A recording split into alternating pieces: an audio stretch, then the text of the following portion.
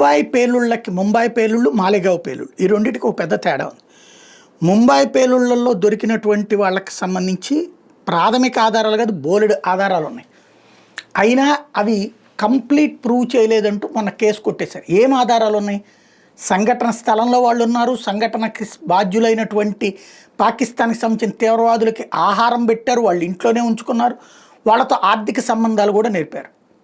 కానీ వాళ్ళు నేరుగా బాంబులు పెట్టలేదు కదా అన్నటువంటి కారణంగా వాళ్ళ నిరపరాధులను మన కోర్టు కొట్టేసింది. అయ్యయ్యో అన్యాయంగా ఆ సామాజిక వర్గాన్ని ఇబ్బంది పెట్టారు. అక్కడ వాళ్ళతో ఉన్నారు, అది క్లియర్.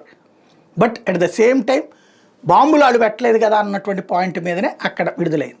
అదే ఇక్కడ మాలేగావ్ పేలుళ్లలో ఇస్లామిక్ తీవ్రవాదం అనే పేరు రాకుండా చూడటానికి, తీవ్రవాదానికి మతం లేదని చెప్పించడం కోసం ఒక దిక్కుమాలినటువంటి వ్యూహం పన్నారు. అందులో భాగంగా సాధ్వి ప్రాచీని వాడారు.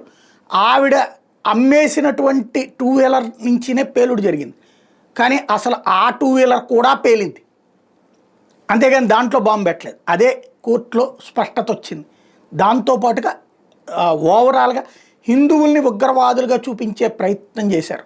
నిన్న రాజ్దీప్ సర్దేశాయ్ గారు మొన్న దాంట్లోనేమో అయ్యయ్యో 10 ఏళ్ల వాళ్ళ జీవితాన్ని ఎలా తిరిగిస్తారు, అన్యాయంగా వాళ్ళని ఇన్ని రోజులు శిక్షించినట్టే కదా అని వ్యాఖ్యానించారు. వాళ్ళకి ఎన్ఐఏ కోర్టులో శిక్షపడి ఆ తర్వాత మొన్న హైకోర్టు విడుదల చేసిన సందర్భం.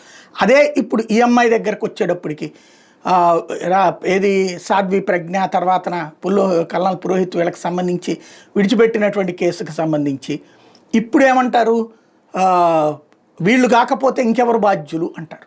అంటే వీళ్ళ ఉద్దేశాలు ఎట్లున్నాయి భారతదేశంలో అంటే మెజారిటీలని ఉన్మాదులుగా చూపించి మైనారిటీలకు సంబంధించినటువంటి వాళ్ళని సత్పురుషులుగా చూపించేటటువంటి ప్రయత్నంలో భాగంగా తప్పుని ఒప్పుని తప్పుగా చూపెడుతున్నారు. ఎవరు తప్పు చేస్తే అది హిందువైనా క్రైస్తవుడైనా ముస్లిం అయినా ఎవరినైనా ఎత్తి చూపెట్టాల్సిన అవసరం ఉంది.